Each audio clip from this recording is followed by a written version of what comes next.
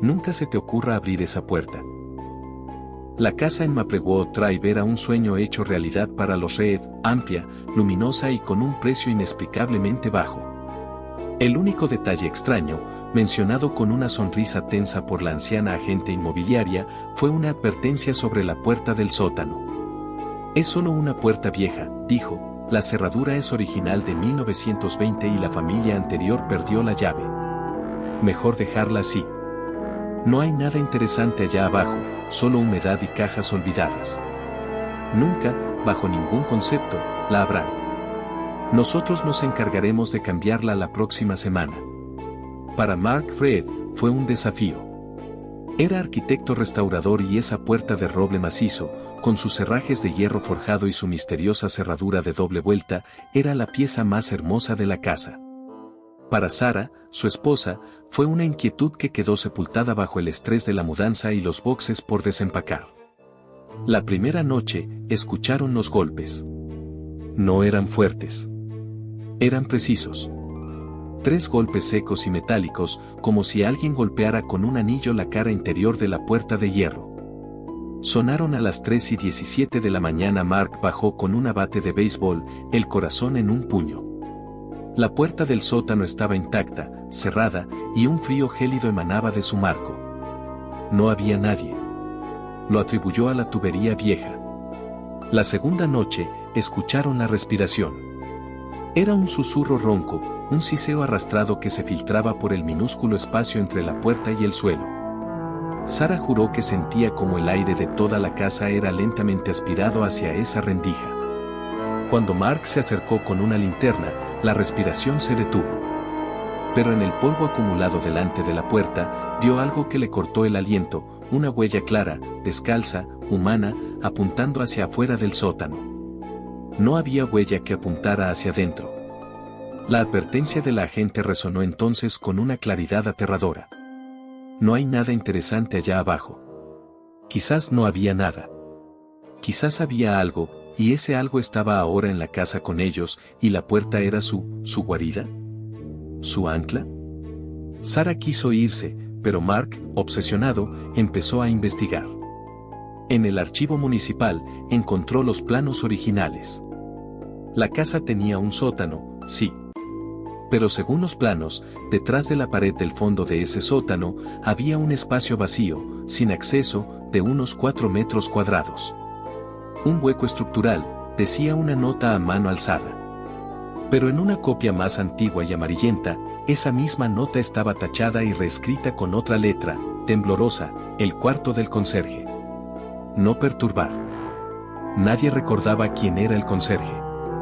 Pero un viejo del pueblo, en la ferretería, musitó sin querer, la casa del hombre susurrante. Mi abuelo decía que el primer dueño era un tipo raro que hablaba solo. Construyó esa sala extra él mismo. Para guardar sus pensamientos, decía. Luego, la selló para siempre. La obsesión de Mark se transformó en una necesidad clínica. No podía soportar el misterio.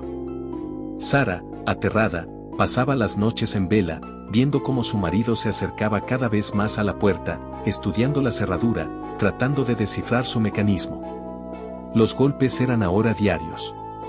La respiración, un sonido constante de fondo, como el mar en una concha. A veces, creían oír palabras dentro del susurro, cansado, frío, déjame salir. Una noche, después de una discusión feroz, Sarah se encerró en el dormitorio. Mark, enfurecido y desafiante, bajó al sótano con un juego de ganzúas. La atmósfera era espesa, opresiva. El susurro era ahora una voz clara, baja y persuasiva, que salía de detrás de la madera. Solo una mirada, susurraba la voz. Tan oscuro aquí, tan solo. Tú no eres como los otros. Eres curioso. Eres valiente. Solo gira la llave. No era una llave, eran ganzúas, pero el efecto fue el mismo. Con sudor frío en las sienes, Mark alineó los pistones. La voz lo guiaba, en un murmullo hipnótico. Un poco a la izquierda, sí, ahora siente el cerrojo. Con un clic sordo y final que resonó en toda la casa, la cerradura cedió. Mark se quedó paralizado. El susurro cesó. Un silencio absoluto, más aterrador que cualquier sonido, llenó el sótano. La puerta no se abrió por sí misma. Solo estaba desbloqueada. Desde arriba, Sara gritó su nombre, presa del pánico. Mark extendió una mano temblorosa y empujó la puerta. No hubo un chirrido dramático. Se abrió suavemente, como si sus goznes hubieran sido aceitados hace minutos. Más allá, no había un cuarto de conserje, ni un espacio vacío. Solo había una oscuridad perfecta, impenetrable, que no cedía ante la luz de su linterna. Era como mirar a un abismo de tinta. Y de ella, emanaba un frío que le heló los huesos. De esa oscuridad, salió un suspiro largo y satisfecho. No era un susurro. Era una voz plena, profunda, que llevaba siglos esperando. Gracias, dijo la voz desde la negrura. Ahora es mi turno. Mark no tuvo tiempo de reaccionar. La oscuridad no salió a raudales. Se dilató. Se expandió como una mancha de aceite, envolviéndolo en un instante. Su grito se ahogó, convertido en un sonido apagado, y luego en silencio. La puerta se cerró sola, de nuevo con un clic. Sara bajó, gritando, y encontró el sótano vacío. La puerta estaba cerrada. Pero ahora, la cerradura brillaba como nueva, y en el pomo, colgaba una llave antigua de hierro que no habían visto antes. Y entonces, los golpes comenzaron de nuevo. Pero esta vez, no venían de detrás de la puerta del sótano. Venían de dentro del armario del recibidor. La voz, ahora familiar, susurró desde la cerradura de su dormitorio, con el tono exacto de Mark: Sara, cariño, estoy atrapado. Es oscuro. Por favor, abre la puerta. Sara comprendió entonces la verdadera naturaleza de la advertencia. Nunca abras esa puerta. No era para proteger a quienes estaban fuera.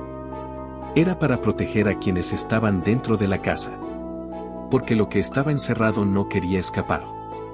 Quería cambiar de lugar. Y ahora, tenía la llave, un nuevo escondite en la oscuridad de la casa, y toda la eternidad para persuadirla, golpe a golpe, susurro a susurro, para que cometiera el mismo error. La puerta del sótano seguía cerrada. Pero todas las demás puertas de la casa, de repente, parecían extrañamente invitadoras.